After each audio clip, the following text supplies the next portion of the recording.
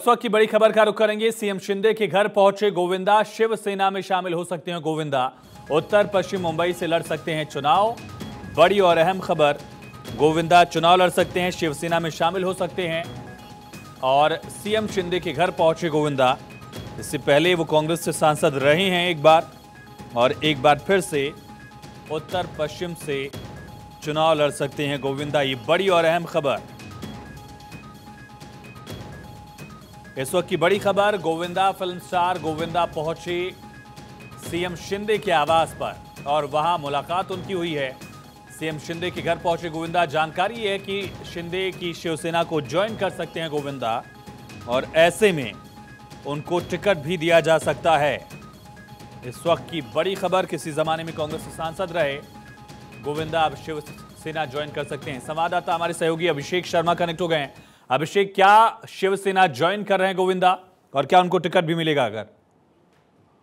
बिल्कुल, देखिए गोविंदा बिल्कुल साथ में मौजूद है इस वक्त महाराष्ट्र के मुख्यमंत्री एकनाथ शिंदे के साथ, और वह यहाँ जो मुंबई में बाला साहेब भवन है, जो कि शिवसेना का मुख्यालय मुंबई में बनाया गया है मंत्रालय के सामने, इस जगह पर दोनों पहुंच चुके हैं। और पहुंचने के बाद यहाँ पर अब एक प्रेस कॉन्फ्रेंस रखी गई है, और इस मामले पर बताया गया है कि कुछ लोग हैं जो इम्पोर्टेंट लोग हैं वह पार्टी में प्रवेश करेंगे। तो उम्मीद जताई जा रही है कि गोविंदा पार्टी में प्रवेश करेंगे। पार्टी में प्रवेश करने के बाद उन्हें उत्तर पश्चिम मुंबई से जो टिकट दिया जाएगा। जानकारी ऐसी है, उत्तर पश्चिम सीट वह है जो गजानन कीर्तिकर इस वक्त शिवसेना के ही कोटे से सांसद रहे हैं। लेकिन अभिषेक, आप बने रहिएगा, जानकारी हम लगातार दर्शकों तक पहुंचा रहे हैं, लेकिन एक्सक्लूसिव तस्वीरें दिखा रहे हैं जहां एकनाथ शिंदे यहां पर मौजूद हैं और गोविंदा उनके आवास पर पहुंचे थे। छत्रपति शिवाजी की जो प्रतिमा है वहां पर माल्यार्पण किया है गोविंदा ने।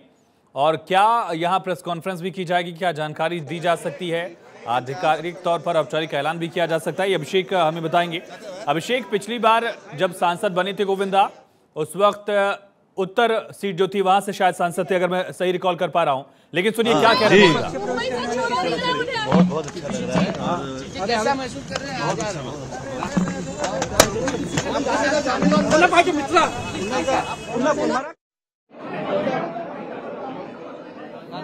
चलिए, अभी कुछ मीडिया से बातचीत नहीं की गोविंदा ने, लेकिन आपने देखा किस तरह से प्रेस कॉन्फ्रेंस अब होने वाली है। प्रेस कॉन्फ्रेंस होगी, औपचारिक ऐलान होगा। शिंदे के घर पर पहुंचे थे गोविंदा, सीएम शिंदे यहां मौजूद हैं और साथ में है गोविंदा। क्या एक बार फिर से वो राजनीति में सक्रिय होंगे? शिंदे गुट से वो क्या चुनाव लड़ेंगे? ऐसे तमाम सवाल जिनका जवाब मिलने वाला है कुछ ही वक्त में। इससे पहले वो नॉर्थ मुंबई सीट से सांसद बने थे। राम नाईक, कई बार के सांसद को उन्होंने हराया था, तब कांग्रेस के टिकट पर उनको उतारा गया था। साल 2004 में उन्होंने कांग्रेस के टिकट पर मुंबई नॉर्थ से चुनाव लड़कर भाजपा के तब के खांटी नेता राम नाईक को चुनाव हराया। बाद में राम नाईक उत्तर प्रदेश के राज्यपाल भी रहे। लेकिन ये तस्वीरें आप देख रहे हैं, और यहाँ देखिए औपचारिक ज्वाइनिंग है। ये झंडा और पटका जो है, दुपट्टा जो है, वो पार्टी का पहना रहे हैं। ये औपचारिक ज्वाइनिंग भी हो गई है। शिवसेना शिंदे गुट ज्वाइन कर लिया है गोविंदा ने। किसी जमाने में कांग्रेस से सांसद रहे गोविंदा अब शिवसेना का झंडा थाम चुके हैं। देखिए, झंडा थाम भी लिया है और शिवसेना गुट उन्होंने ज्वाइन कर लिया है। और ये भी तय है कि उनको मुंबई की ही सीट से चुनाव भी लड़वाया जाएगा। ये बड़ी और अहम खबर इस वक्त की। और गोविंदा की एक बार फिर से नई सियासी पारी, उत्तर पश्चिम सीट से उनको चुनाव लड़ाया जाएगा, ये जानकारी है। और उनका शिवसेना शिंदे गुट में स्वागत कर रहे हैं मुख्यमंत्री एकनाथ शिंदे। क्या कहा जाता है कि एक शब्द अहम होंगे, लेकिन ये तय मानकर चलिए कि उनको टिकट मिलने वाला है शिंदे गुट से, और शिंदे फैमिली उनका स्वागत किया गया। दरअसल अपने पार्टी में उनका स्वागत किया गया है। शिंदे आवास पर मौजूद थे। मिलिंद देवड़ा भी, कई बड़े नेताओं ने पार्टी का दामन छोड़ा है। कांग्रेस समेत कई राज्यों में इस तरह के बदलाव दिख रहे हैं। लेकिन सुनिए क्या कहते हैं मुख्यमंत्री एकनाथ शिंदे। मार्ग मोकळा होतो बोलण्याचा। सगळ्या पत्रकारांचं मनापासून स्वागत। आणि आपल्याला शिवजयंतीच्या सगळ्यांना शुभेच्छा। आज शिवजयंतीच्या अतिशय पवित्र दिनी आज आपले सगळ्यांचे लोकप्रिय अभिनेते गोविंदाजी यांचं आज शिवसेनेमध्ये मी मनापासून स्वागत करतो, त्यांचं मनापासून अभिनंदन करतो। खूपच अतिशय डाऊन टू अर्थ असलेले आणि सगळ्यांना आवडणारे आणि सगळ्याच समाजामध्ये लोकप्रिय असलेले गोविंदाजी यांचं मी पुन्हा एकदा स्वागत करतो आणि त्यांचं मनापासून अभिनंदन करतो आणि त्यांना शुभेच्छा देतो। आणि आपण जरा आमचे पत्रकार मित्र आहेत साहेब हिंदी में बाद में बोलता हूँ मैं, बाद में इनके बाद बोलू मराठी बोलून होते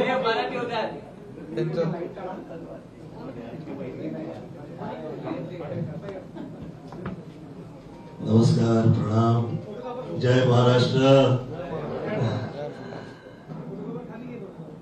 मी आदरणीय शिंदे साहेबांचं, आदरणीय एकनाथ शिंदे साहेबांचं मी धन्यवाद देतो। तसेच शुभेच्छा प्रदान करतो। आजच्या या दिवशी मी या पक्षात प्रवेश करणे ही मला असं वाटतं की देवापासून मिळालेलीच कृपा आहे व प्रेरणा आहे। मी 2004 ते 2009 सुरुवातीला पॉलिटिक्स मध्ये असताना बाहेर पडल्यावर मला असं वाटलं होतं की आता पुन्हा कदाचित मी या बाजूला दिसणार नाही, परंतु 10 पासून 24 या 14 वर्षाच्या वनवासानंतर सुरुवात रामराज्य जिथं आहे तिथेच त्याच पक्षात आदरणीय एकनाथ साहेबांच्या कृपेनं आज मी पुन्हा या पक्षात आलोय व आईपाय ही प्रार्थना आहे की या शुभेच्छा या मनापासून आपण सगळे दिलेले कृपा त्याला मी इमानदारीनं मी कसं पार पाडेल अशी आईपायी प्रार्थना करतो। विश्वानि देव सवित दुरितानि परासव यत् भद्रं तन्नासव त्र्यंबकं यजामहे सुगंधिं पुष्टिवर्धनम् उर्वारुकमेव बन्धनान् मृत्युर्मोक्षयमामृतात् कालहर दुःखहर दारिद्र्यहर कष्टहर रोगहर हर हर महादेव। गेले 14-15 वर्ष मी हे दोन जे आईपासून मला मिळालेले हे जे मंत्र आहेत तेच म्हणून मी माझे काम करत होते, कारण मी फिल्म लाईन व पॉलिटिक्स यापासून लांब जात होतो। मला असं वाटतं की आपली जी कृपा झाली आहे मी धन्यवाद तर देतोच, परंतु आपल्या वतीने मला मिळालेली ही जिम्मेदारी किंवा काम हे वफादारी व इमानदारीने मी वाजवेन व आर्ट अँड कल्चर हा जो सब्जेक्ट आहे मी सेवा प्रदान करेन। मी स्वतःला धन्य समजेल जर का तुम्ही ती जिम्मेदारी मला दिली आर्ट अँड कल्चरची, कारण वर्षानुवर्ष विरारपासून मी बाहेर पडलो आणि आज अख्ख्या जगात नाव झाले जे, तर लोकांना पण असं वाटलं पाहिजे, कारण की महाराष्ट्राची ही जी भूमी आहे ही चंद्रकृपेची ही अशी एक स्थान भूमी आहे जिथं हे जगात जगबगणारे सगळे जे सितारे आहेत ते त्याला जन्म देणारे हे स्थान जे आहे संतांची भूमी आहे। आणि आपल्या देशात चित्रपट असो किंवा चित्रकूट असो, जे काही आहे ते आर्ट अँड कल्चर ला कसं काय ते सरस्वतीच्या कृपेनं अख्ख्या जगात जे आहे आज हे आहे. आणि त्यात मला असं वाटतं की फार वर्षापूर्वी मी हे लाभवत तर नाही ना.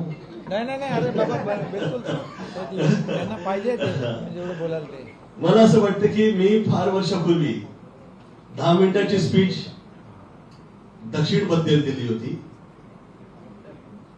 आज पुन्हा ही 10 मिनिटाची स्पीच जी आहे आईच्या कृपेनं देवाच्या कृपेनं ही स्पीच नसून न व्हाता ती सत्य व्हावी